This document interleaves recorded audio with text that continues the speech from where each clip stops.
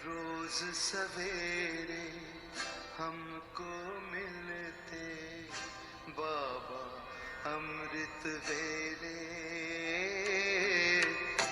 बाबा अमृत वेले।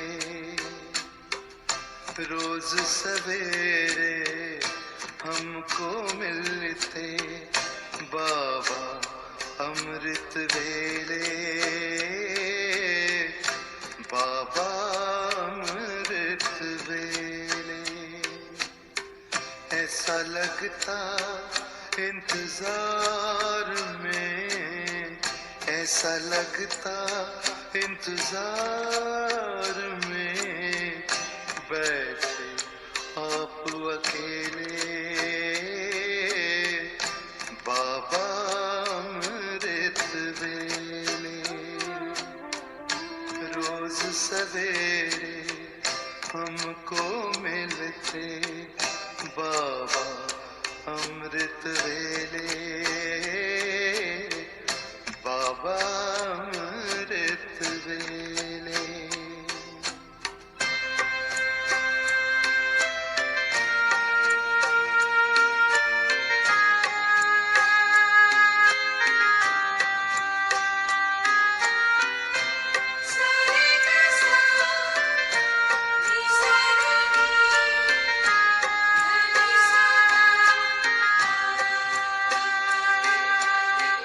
पहली नजर में देकर दृष्टि प्यार से भर देते हो, प्यार से भर देते हो। पकड़ के उंगली साथ में अपने बाबा ले लेते हो, बाबा ले लेते हो। अतीन्द्रिय सुख की मस्ती में झूल रहे हम झूले, बाबा अमृत वेले। Om Shanti, good morning. तो बाबा हम बच्चों को संतुष्ट मणि बनने के लिए और संतुष्ट मणियों के आधार पर हम बच्चों की अवस्था सदा अपने को बाप और सर्व की दुआओं के विमान में उड़ता हुआ अनुभव करने की बाबा हमें प्रेरणा दे रहे हैं। संतुष्ट मणि को बाबा ने सिद्धि स्वरूप तपस्वी भी कहा है। अल्पकाल की सिद्धियाँ अविनाशी और रूहानी सिद्धियों से बहुत बहुत बहुत कम है, और बाबा हमको अविनाशी और रूहानी सिद्धि प्राप्त करा रहे हैं। तो बाबा ने लास्ट में हमको बोला कि संतुष्ट मणियों, हर एक अपने आप से पूछो मैं कौन हूँ। माना इस परिभाषा के अनुसार क्या मैं आत्मा संतुष्ट मणि हूँ? आगे बाबा कह रहे तपस्या वर्ष का उमंग उत्साह तो अच्छा है, हर एक यथाशक्ति भी कर रहे हैं और आगे के लिए भी उत्साह है। ये उत्साह बहुत अच्छा है। अभी तपस्या द्वारा प्राप्तियों को स्वयं अपने जीवन में और सर्व के संबंध संपर्क में प्रत्यक्ष करो। मुख्य स्वयं के जीवन में भी और सर्व के संबंध संपर्क में भी आते हुए इस तपस्या से हमको, इस तपस्वी जीवन से हमको क्या प्राप्ति हुई, बाबा कह रहे प्रत्यक्ष करो। अपने आप में अनुभव करते हो, लेकिन अनुभव को सिर्फ मन बुद्धि से अनुभव किया यहाँ तक नहीं रखो, उसको चलन चेहरे तक लेकर आओ। अनुभव की जो आँख है, अनुभव की जो महसूसता की गहराई है, वो बाबा कह रहे चलन और चेहरे तक लेकर आओ, संबंध संपर्क तक लेकर आओ। तब पहले स्वयं में प्रत्यक्षता होगी, फिर संबंध में प्रत्यक्ष होंगे, फिर विश्व की स्टेज पर भी प्रत्यक्ष होंगे, तो प्रत्यक्षता का नगाड़ा बजेगा। ऐसी प्रत्यक्षता स्वयं में भी, संबंध संपर्क में भी और विश्व की स्टेज तक भी अगर प्रत्यक्ष हो गए, तब बाबा कह रहे हैं विश्व में प्रत्यक्षता का नगाड़ा बजेगा। जैसे आपके यादगार शास्त्रों में कहते हैं ना, शंकर ने तीसरी आँख खोली और विनाश हो गया। तो शंकर का मतलब क्या है? शंकर जी को रूप भी तपस्वी दिखाते हैं। शंकर जी को अशरीरी माना शरीर के ऊपर जो वस्त्र का भान है वो भान से परे दिखाते हैं। तो बाबा कह रहे शंकर जी अर्थात अशरीरी तपस्वी रूप, विकारों रूपी सांप को भी गले का हार बना दिया। सदा ऊंची स्थिति और ऊंचे आसनधारी, ऐसा अशरीरी स्वरूप जो ऊंची स्थिति और ऊंचा आसनधारी है। यह तीसरी आँख अर्थात संपूर्णता की आँख है, जो हमें देह से भी उपराम ले जाती है, देह के भान से भी उपराम ले जाती है और हमारे अंदर के सारे विकारों की सृष्टि को नष्ट कर देती हैं। तो संपन्नता की आँख, संपूर्णता की आँख को तीसरी आँख कहा जाता है। तो जब आप तपस्वी संपन्न संपूर्ण स्थिति से विश्व परिवर्तन का संकल्प करेंगे तो क्या होगा? प्रकृति भी संपूर्ण हलचल की डांस करेगी। हमारी जैसी जैसी परफेक्शन बढ़ती जाएगी, केस सृष्टि का जो चल रहा है वो और ज़्यादा क्रिटिकल होगा। और बाबा कह रहे हैं वास्तव में ये क्या है? प्रकृति की संपूर्ण हलचल की डांस है, उपद्रव मचाने की डांस है। आप अचल होंगे और वह हलचल में होगी। ऐसे नहीं प्रकृति हलचल में आए तो हम भी हलचल में आ जाएं। बाबा कह रहे हैं आप अचल होंगे और वह हलचल में होगी, क्योंकि इतने सारे विश्व की सफाई कौन करेगा? कौन करेगा बताइए? लिख के भेजिए। बाबा कह रहे हैं प्रकृति उपद्रव मचाएगी, डांस करेगी, आप अचल होंगे वो हलचल में होगी, तो इतने सारे विश्व की सफाई कौन करेगा? फिर बाबा बता रहे हैं क्या मनुष्य आत्माएं कर सकती हैं? ये वायु, धरती, समुद्र, जल, इनकी हलचल की सफाई करेंगे ना? ये सब वास्तव में किस लिए होगा? प्रकृति ही तो ये सफाई का आधार बनती है। ये जो उसका उपद्रव मचाना है, हम बच्चों के लिए वास्तव में प्लस पॉइंट क्या है? वो हमारी सफाई करने में मददगार बन रही हैं। तो ऐसी संपूर्णता की स्थिति इस तपस्या से बनानी है। कौन सी संपूर्णता? जिसमें मैं अचल रहूं, भले प्रकृति हलचल में आए, क्योंकि मेरी अचल अवस्था मुझे याद दिलाएगी कि प्रकृति मेरी सहयोगी बनकर नए विश्व के लिए इस पुरानी सृष्टि की सफाई में मेरी मदद कर रही है। तो प्रकृति भी आपका संकल्प से ऑर्डर मानेगी। जब हम ऐसी तपस्वी स्थिति बना लेंगे तो प्रकृति भी आपका संकल्प से ऑर्डर मानेगी। जब पहले आपके स्वयं के सदा के सहयोगी कर्म इंद्रियाँ, मन, बुद्धि, संस्कार ऑर्डर माने तब। अगर स्वयं के ही सदा के सहयोगी ऑर्डर नहीं मानते, जो आत्मा के अंदर तीनों शक्तियाँ मन, बुद्धि, संस्कार हैं, अगर वो अभी से ही कहना नहीं मान रहे जो मेरे खुद के अपने हैं, तो बाबा कह रहे अगर स्वयं के सदा के सहयोगी ऑर्डर नहीं मानते तो प्रकृति क्या ऑर्डर मानेगी? इतनी पावरफुल तपस्या की ऊंची स्थिति हो, जो खुद को भी ऑर्डर करवाएं, खुद के सूक्ष्म जो भी आत्मा के फैकल्टीज़ हैं, सहयोगी हैं, वो भी उस ऑर्डर को माने और प्रकृति भी माने। बाबा कह रहे ऐसी पावरफुल तपस्या की ऊंची स्थिति हो, जो सर्व के एक संकल्प एक समय पर उत्पन्न हो। माना हर एक के दिल से, हर एक के मुख से, हर एक के संकल्पों में एक ही शब्द हो, वो एकता एक साथ आ जाए। सेकंड का संकल्प हो परिवर्तन। संकल्प भी कौन सा होना चाहिए? बाबा कह रहे हैं परिवर्तन। बस सभी ने अपने मन से, मुख से, संकल्प से बस कह दिया ना जब परिवर्तन, तो बाबा कह रहे क्या होगा? प्रकृति हाजिर हो जाए। इतना कमांड हो मेरा, इतना मेरा रूल चलता हो उसके ऊपर, जो उसने प्रकृति ने मेरा सहयोग देने के लिए मेरे एक ऑर्डर पर हाँ जी कर दिया। तो बाबा कह रहे हैं आपका संकल्प हो 1 सेकंड का परिवर्तन और प्रकृति हाजिर हो जाए। जैसे विश्व की ब्रह्मांड की आत्माओं का एक ही टाइम वर्ल्ड पीस का योग करते हो ना। आप सोचिए 3rd संडे करते हैं तो क्या करते हैं, सभी वर्ल्ड पीस के लिए योग करते हैं। हर एक की बुद्धि में रहता है विश्व में शांति हो।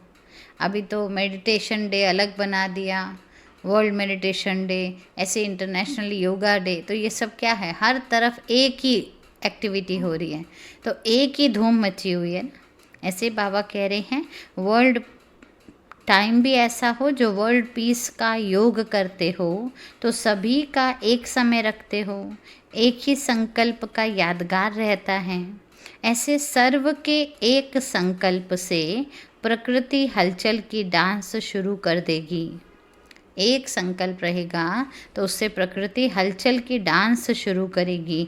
इसलिए कहते ही हो स्व परिवर्तन से विश्व परिवर्तन, है ना। ये स्व परिवर्तन का नारा बाबा ने क्यों दिया है, क्योंकि ये वास्तव में हमारे परिवर्तन, हमारे संकल्प, हमारे आत्मा की मन बुद्धि की मैनेजमेंट विश्व पर असर डालने वाली है। क्लियर हो रहा है आप सभी को। बाबा कह रहे हैं स्व परिवर्तन से विश्व परिवर्तन तभी गाया हुआ है। ये पुरानी दुनिया से नई दुनिया परिवर्तन कैसे होगी, आप सर्व के शक्तिशाली संकल्प से संगठित रूप से सबका एक संकल्प उत्पन्न होगा।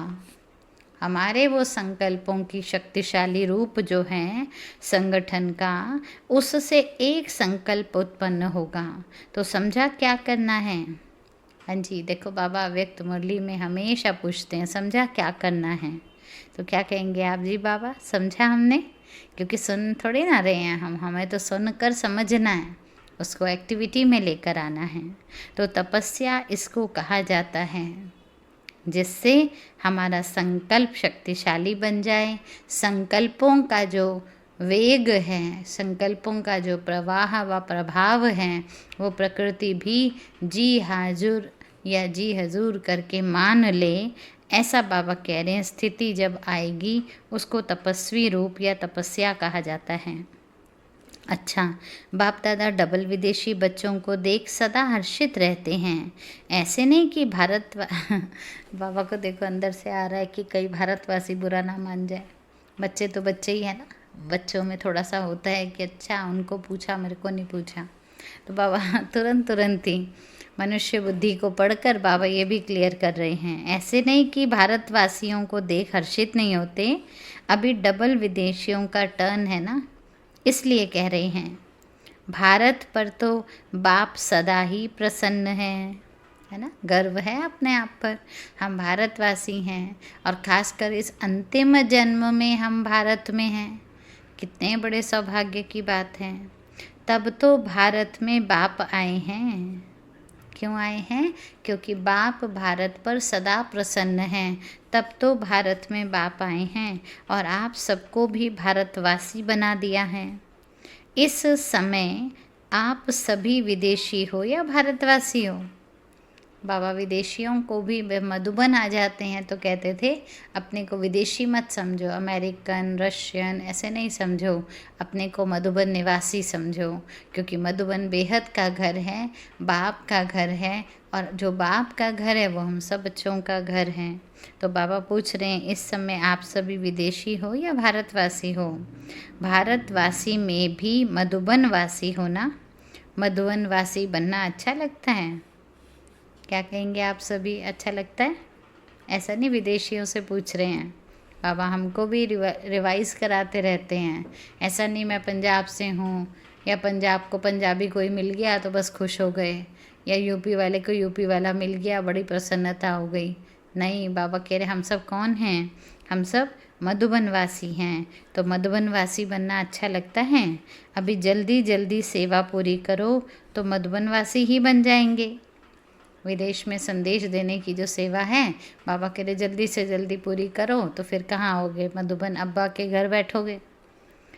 तो सारे विदेश में संदेश जल्दी जल्दी देकर पूरा करो, फिर यहाँ आएंगे तो फिर भेजेंगे नहीं।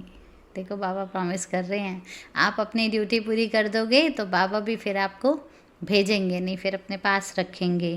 तब तक स्थान भी बन जाएगा।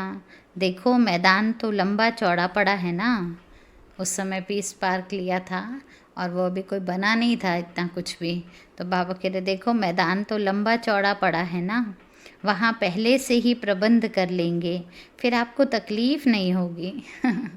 देखा रहम का सागर बाबा कितना दूर दूर तक बच्चों के लिए कंफर्ट्स के लिए भी सोच रहे हैं कि आप विदेश से यहाँ आओ, या बच्चे अपना अपना देश छोड़कर बच्चे बाबा के पास आएं और संदेश का कार्य पूरा करके रहना चाहें, तो ऐसा ना हो कि उनको कोई दिक्कत हो। तो बाबा क्या कह रहे, प्रबंध भी पहले ही कर लेंगे ताकि आपको फिर तकलीफ़ नहीं होगी। लेकिन जब ऐसा समय आएगा उस समय अपनी अटैची पर भी सो जाएंगे। चलो गद्दी नहीं भी होगी, मौका ऐसा बनेगा। कई बार ऐसा होता था, पहले पहले तो ट्रेन में टिकट ही नहीं होती थी और तुरंत तुरंत प्रोग्राम बनता था, मधुबन में जाना है, ऐसा है। अभी तो 4 महीने 2 महीने का टिकट का होता है, पहले ऐसा थोड़ी होता था। मन में आया, छुट्टी मिली घर वालों से, बड़ी मुश्किल से बंधन में होती थी माताएं, इतनी मन्नतें कर के एंड मोमेंट पे छुट्टी देते थे घर वाले कभी। तो ऐसे भागती थी, जो कपड़े पड़े हैं बस उसको रखा और भागे। और अटैची भी कैसी होती थी, वो लोहे की संदूक वाली अटैची होती थी, बस लेकर भाग रही हैं। टिकट है नहीं है कोई मतलब नहीं है। इतना तक कि अगर कोई पूछता भी था, माता जी आप कहाँ सोओगे, तो कहा क्या ज़रूरत है, मैं अपनी अटैची पे सो जाऊँगी। तो अटैची रखते थे, उसी पे सो जाते थे। तो बाबा कह रहे हैं अपनी अटैची पर भी सो जाएंगे, ज़्यादा कुछ होगा, खटिया नहीं लेंगे, वह समय ही और होगा। पहले भी आया था, लास्ट में भी फिर आएगा, ये समय भी और है। अभी तो सेवा का एक ही समय पर मनसा वाचा कर्मणा इकट्ठा संकल्प हो, तब सेवा की तीव्र गति है।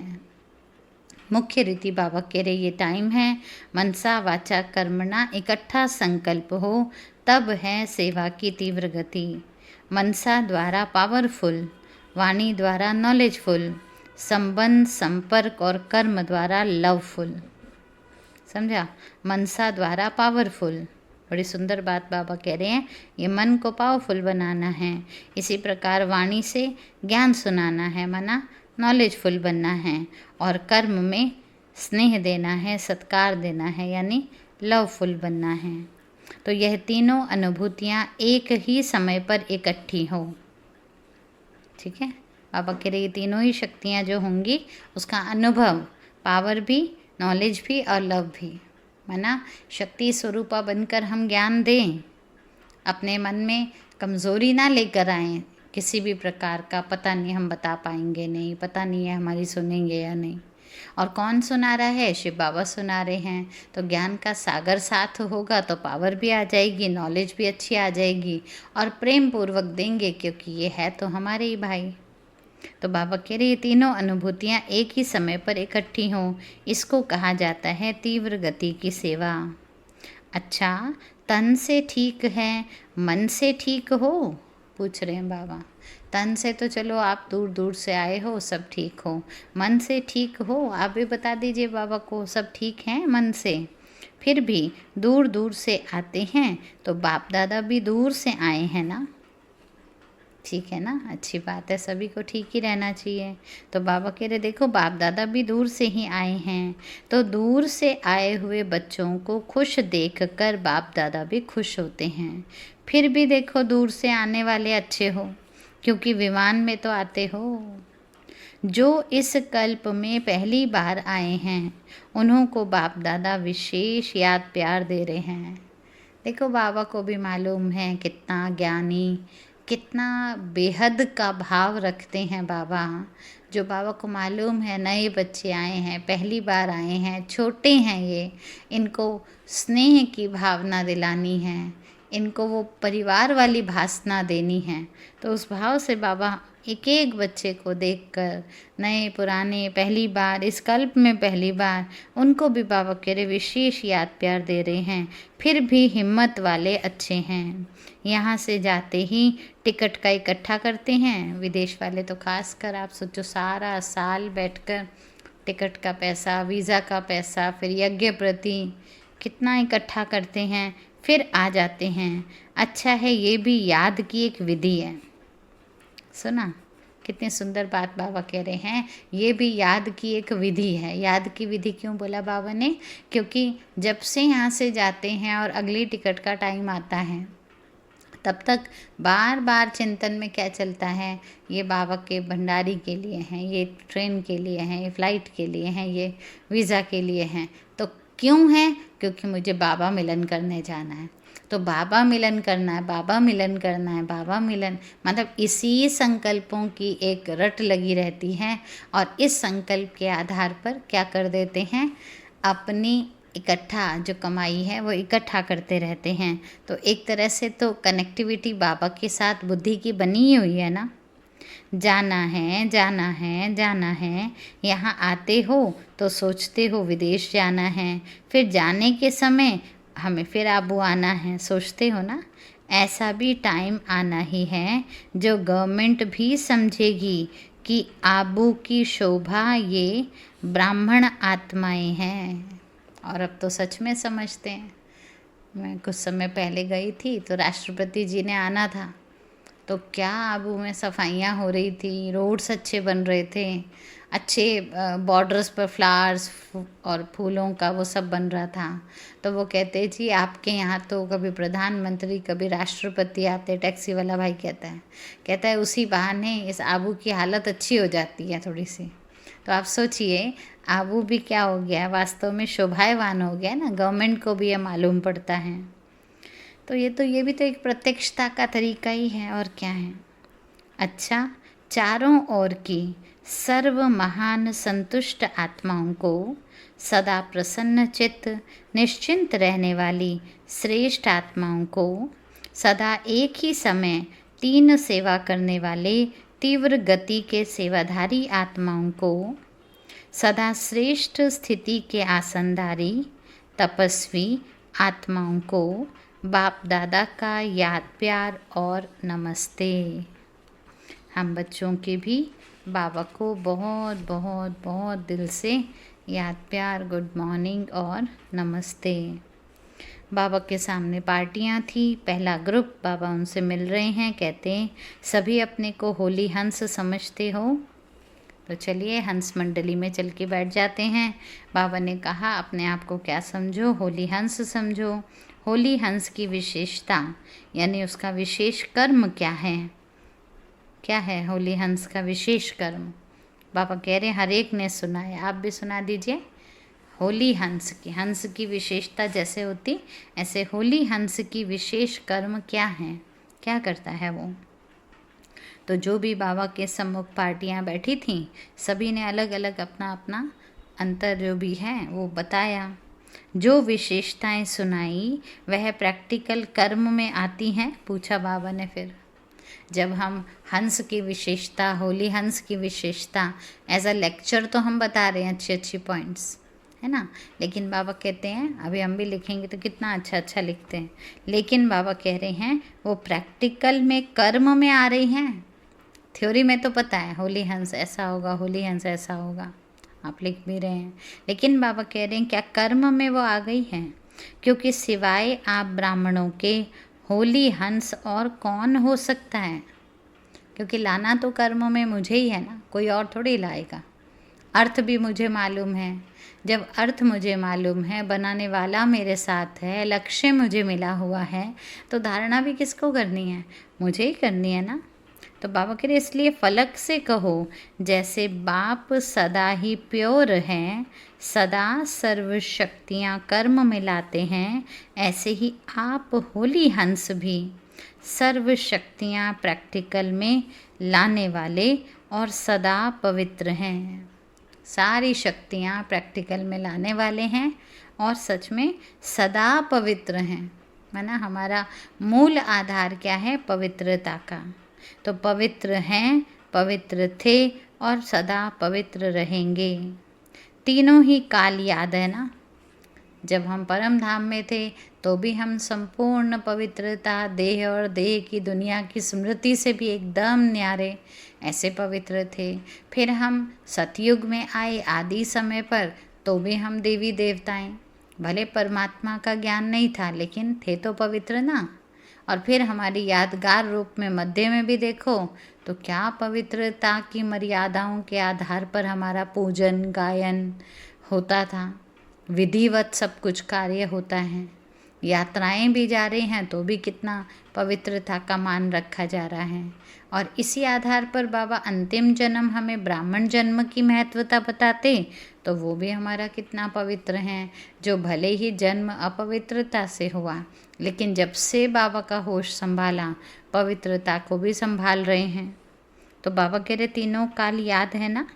बाप दादा बच्चों का अनेक बार बजाया हुआ पाठ देखकर हर्षित होते हैं।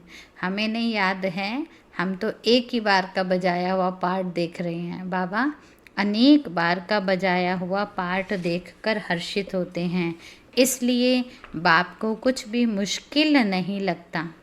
देखते हुए भी बच्चे कुछ मेहनत कर भी रहे हैं, बाबा को मुश्किल अनुभव नहीं होता। हमको भी नहीं होता या हमको होता है? बाबा ने हमको भी तो स्मृति दिलाई है ना। बच्चे पहली बार थोड़ी कर रहे हो, हर कल्प तुम करते आए हो, तुम तो कल्प कल्प के अधिकारी हो। तो उस भाव से बाबा कह रहे हैं आपको भी कुछ भी मुश्किल नहीं लगता ना। मास्टर सर्वशक्तिवान के आगे कभी मुश्किल शब्द स्वप्न में भी नहीं आ सकता, क्योंकि हम कौन हैं? सर्वशक्तिवान। तो उसके आगे मुश्किल शब्द स्वप्न में भी नहीं आ सकता। ब्राह्मणों की डिक्शनरी में, ध्यान से सुनिएगा, ब्राह्मणों की डिक्शनरी में मुश्किल अक्षर है? पूछ रहे हैं बाबा, है? बाबा क्या करें बाबा, ये तो बड़ा मुश्किल है। तो बाबा कह रहे ऐसा तो नहीं, ब्राह्मण कहलाते हो और डिक्शनरी में मुश्किल शब्द रख के बैठे हो। अच्छा, फिर पूछ रहे हैं कहीं छोटे अक्षरों में तो नहीं है? मतलब ज़्यादा बड़ा बड़ा मुश्किल नहीं लिखा हुआ, कैपिटल लेटर्स में, स्मॉल में लिखा हुआ हो, ऐसा तो नहीं है? माया के भी नॉलेजफुल हो गए हो ना। तो जहाँ फुल है, बड़ी सुंदर लाइन, जहाँ फुल है वहाँ फेल हो नहीं सकते। जहाँ फुल है वहाँ फेल हो नहीं सकते। तो हमें हमेशा याद रखना है बाबा मेरे साथ है, कल्प कल्प की नूंद मेरी चल रही है, तो किसी भी कार्य में मुझे मुश्किल अनुभव नहीं हो सकता है। अभी पार्टियों से मुलाकात तो है, लंबी है, चलिए इसको हम कल करेंगे कंटिन्यू। ओम शांति। चलते हैं बाबा की याद में सर्वात्माओं को दुआएं देने। हमारे प्यारे राम प्रकाश भाई जी के भी पिताजी ने अपना भौतिक देह त्याग किया है, हम उनको भी योगदान देंगे। एक भाई हैं जिनका थोड़ा सा काम में कुछ डिस्टर्बेंस है, उन्होंने भी खास बोला अपने अव्यक्त ग्रुप को कहिएगा हमें थोड़ा योगदान दे। और एक भाई थोड़ा बीमार हैं, जिनको थोड़ा ब्रेन में कुछ डॉक्टर्स की तरफ से एक्सरे में दिखाई पड़ा है, तो उन्होंने भी कहा है सबकी साकाश और सबकी दुआएं मिले। तो चलिए सबको दुआएं देते हैं ताकि बाबा की शक्ति से हर दुखी आत्मा, हम रहम दिल मास्टर रहम के सागर की संतान, उन आत्माओं को शांति प्रदान कर सकें। ओम शांति।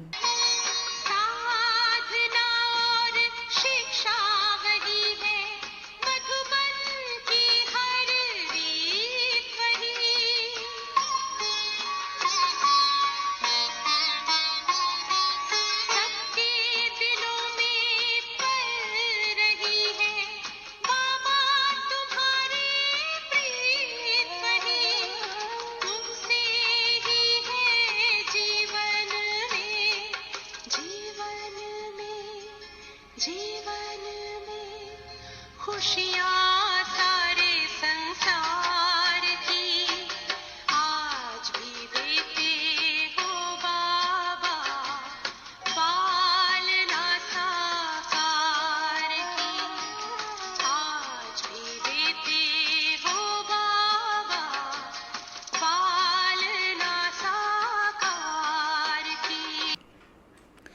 ओम शांति।